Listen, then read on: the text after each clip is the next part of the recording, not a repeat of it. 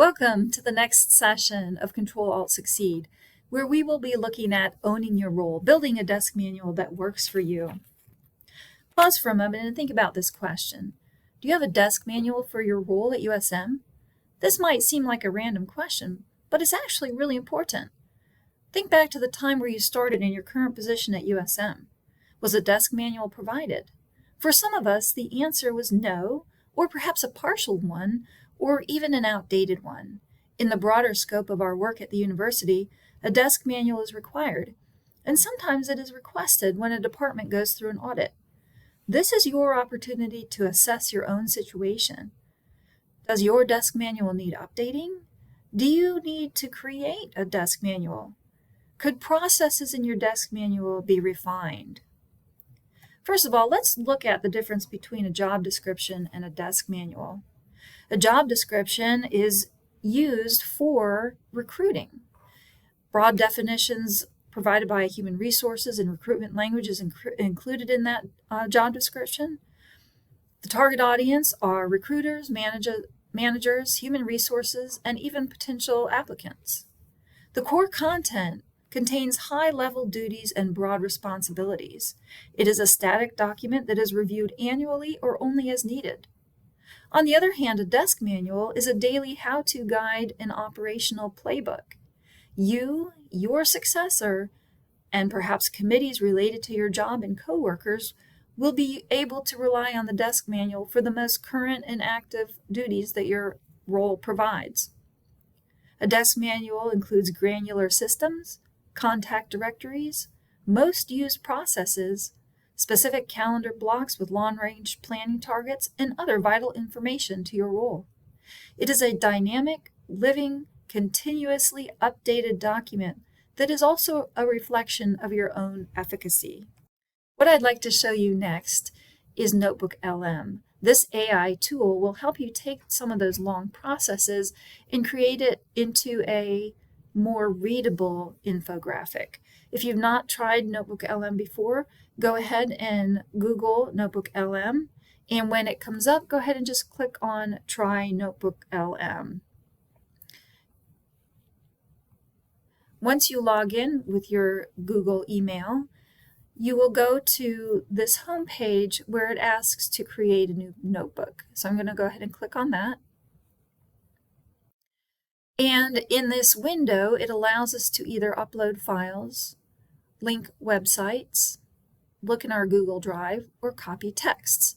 So what I did is I took one of the processes that the Center for Faculty Development uses for how we schedule our sessions. And it is a 10-step process, and I wrote out each one of the steps, and I was thinking this is very complex. There's a lot of steps here. It is not easy to read, and if somebody new or a graduate assistant is asked to do these steps, what is a better way that I could write these steps for a desk manual? So I'm going to copy these steps, and I'm going to go back to NotebookLM and click on the copied text part and paste that in here.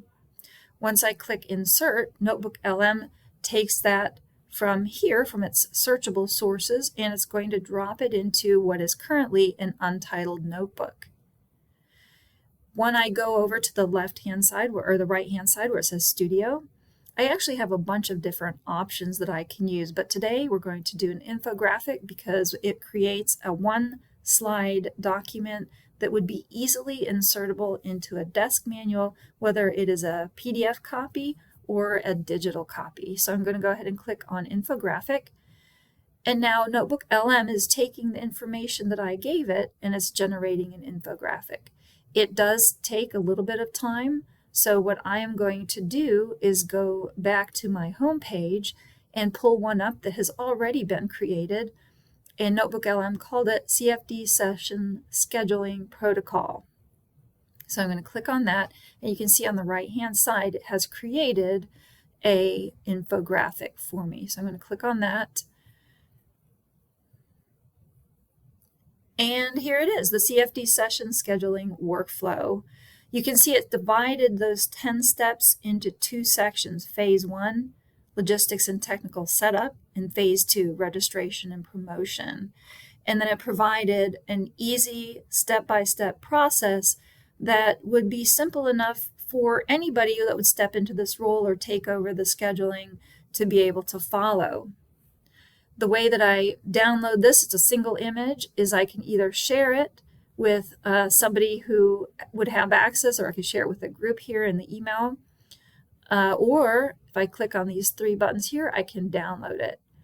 And then I have a simple graphic to be able to add to my desk manual that makes it very readable no matter who does that task. So in the Ctrl+Alt+Succeed series, Lisa Reiger and I are going to be bringing to you a look or a blueprint at creating a desk manual. So some of the ways to look at this as you're preparing for this session is think of your desk manual as something that helps bridge the operational gap, something that brings institutional knowledge to somebody either stepping into your role or you training somebody to take portions of your role. It helps with performance and onboarding. It contains detailed task procedures. It also contains systems and perhaps digital access information, especially if you are accessing something together as a department. It also would contain directories for your most contacted offices on campus and perhaps calendars. This workshop is going to take place on April 21st from 12:15 to 1:15 in the International Center 319 and on Teams.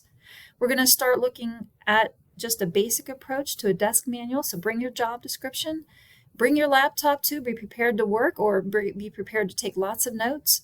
And we're going to begin simply adding the how-to words under each responsibility to expand this.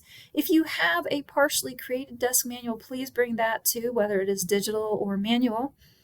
And then we want to have some workshop time in this session to really brainstorm and draft and lay a foundation for a system that will ultimately streamline your professional life and give you tremendous efficacy in the role you're currently in, whether you pass that role on to somebody else or you refine that role and create for yourself a very powerful work environment. We wish you the best, and we do hope to see you on April 21st. Thank you.